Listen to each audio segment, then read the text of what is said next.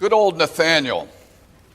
In a way, he's kind of a mystery man. He's one of the mystery disciples of the New Testament. He's not mentioned in Matthew, Mark, or Luke.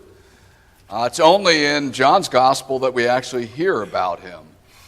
And from him we get a view of what he felt about some of the towns in Galilee and the people who lived there. And thankfully, Nathanael was able eventually to put aside personal prejudice after he met Jesus, after he had an encounter with him and saw something he hadn't seen before. Because when Jesus connected with him, he became a new person. And I think what you can say is he became the person God intended. He was then invited into this grand adventure in following Jesus, and he follows. Nathanael, like Peter, was a fisherman by trade. He came from the town of Cana, which was one of the countless little villages in the Galilee region. And Galilee at that time was kind of a rather undistinguished place. For the most part, all of Galilee would have been considered what we would say in the modern day is in the sticks, out in the boondocks, kind of a backwater region. And the most prominent thing in some sense in that whole area was this lake that has sort of become famous. Quite frankly, it's an incredible exaggeration to call it the Sea of Galilee, which seems enormous. The reality is it's a lake. But within this backwater region were lots of tiny little villages. Jesus was from one of them. Jesus came from Nazareth. Nathanael came from Cana, and these two villages were about 10 miles apart, which back in that day where you walked a lot were not actually that far from one another. But here is Nathanael, this ordinary guy with probably great hopes like many of the day would have had. And one day he's minding his own business and his friend approaches. And his friend Philip is kind of excited. I read it a moment ago. We found the Messiah, the one we've always heard about, the one our ancestors have hoped for a long time. He's here among us finally at last, the one we've been waiting for.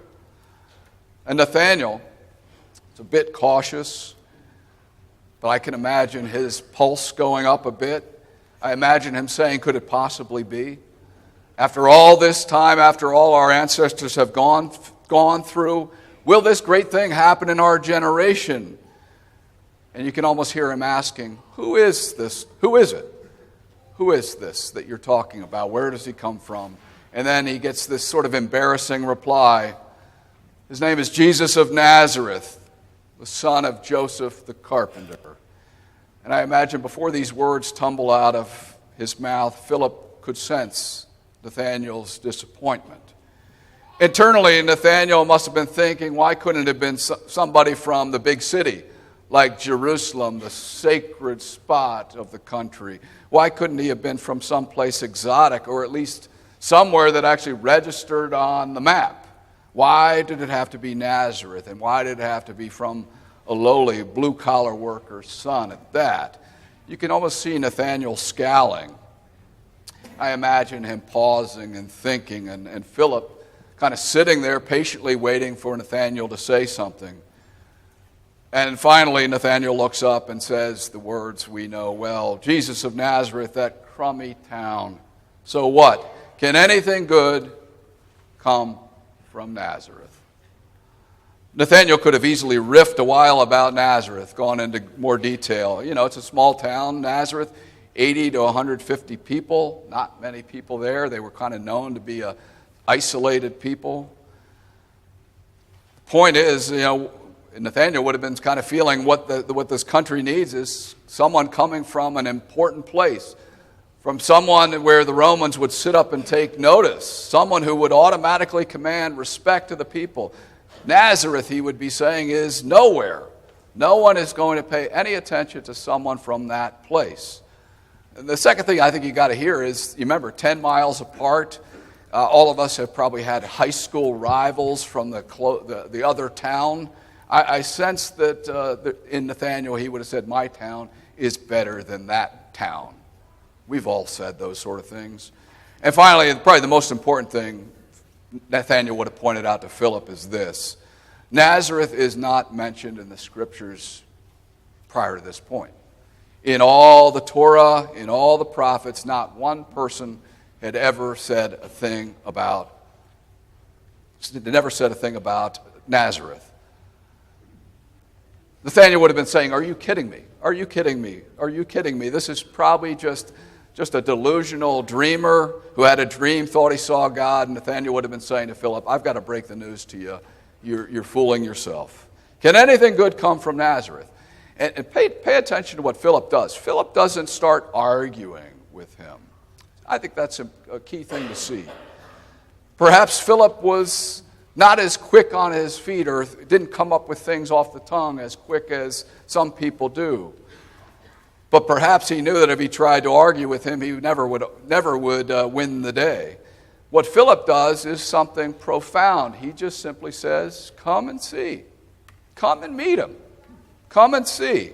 Come and see are words for you and I to know, to embrace, to remember as we reach out in this world. You know, a number of years ago, I went to a wonderful, wonderful Christian concert. There was a woman named Nicole Nordeman was doing a concert down in Virginia. And before her closing song, you know, she said a prayer. She said a prayer, and it went something like this. "May the words of this song stick with you as you go forth on your journey of faith." Something to that effect. And then she started playing, and I didn't know the song she was playing as she started it, and then as she kind of played on the piano a little longer, I said, "I know this song." And all of a sudden, she breaks out into this song by U2, not her own song. I could hear Bono singing it. "I still haven't found what I'm looking for." And the refrain repeats that over and over. "I still haven't found what I'm looking for." Over and over and over again, she sang that. But then what was awesome was this kind of with finesse, with great beauty, she began to change the words. She changed the words to, "I finally found what I'm looking for. I finally found what I'm looking for." I'm not going to sing it for you.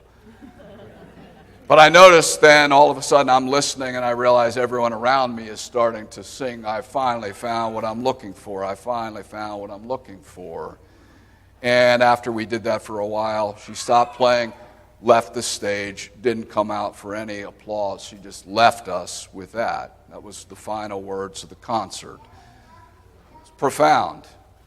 Remember, 2,000 years ago, Jesus appeared on the scene. He called out to Philip, "Follow me." Obviously, Jesus peeled away something in Philip's inner core. He was touched very deeply, and it says Philip followed him. Philip went to Nathanael, as I said earlier, and said, "I found what I'm looking for. Now come and see." Nathanael, as kind of I've been hinting, was very skeptical. But he's not actually antagonistic when we really look at it. The skeptics of our world are often very open to exploring, which is exactly what Nathanael does. He's willing to go. He's willing to meet Jesus. He walks over to him, has this encounter with him, and in that encounter there is a spark. In talking with Jesus, he realizes he has met someone who understands him completely, welcomes him completely, and has embraced him in a way he has never experienced before. He meets Jesus and then is able to announce to others, "I have finally found what I'm looking for." And many of us have been in church most of our life. But still I ask the question, have we all found what we're really looking for? Have we learned yet how much we are loved by God? Do we really get that? Do we really understand that? Have we learned that God knows exactly who you are and understands you completely? Maybe you have, maybe you're in progress, maybe you just need to spend more time thinking about it. But whatever our situation, I believe each one of us desperately wants to know Jesus and feel connected to him and feel connected to other people who are following Jesus faithfully. I truly believe Jesus understands every nutty and quirky thing about every one of you. He understands your hang-ups and the things you spend too much time dwelling on. He understands your fears and your doubts, where you struggle, where you can't let go of things. And to all of us, he says, "Follow me. Come and see." Come and see is always an invitation by God to grow. And it's an invitation you and I extend to the world around us. It's an invitation to start right where we are, right as we are. Come and see is what we need to say in the days to come. Philip and Nathanael, they were both invited into a grand adventure, and they accepted that invitation. Philip responded immediately. Nathanael, we know, took a little bit longer, but they both came to the same conclusion that they had found what they were looking for. Their stories are told to us so that we might be inspired to answer that call as well and join in that mission in this world. The question is, will we go and tell others that we found what we're looking for? And we remember always that the one we've been looking for came from a lowly town of no regard, but from him we know that indeed there's enough love to fill this whole world. And so may the peace of God surround each of you. May you have the courage and strength to tell others that you found what you're looking for. And may you go out and extend an invite to come and see and come and be a part of a community of faith that truly wants to follow Jesus. Amen.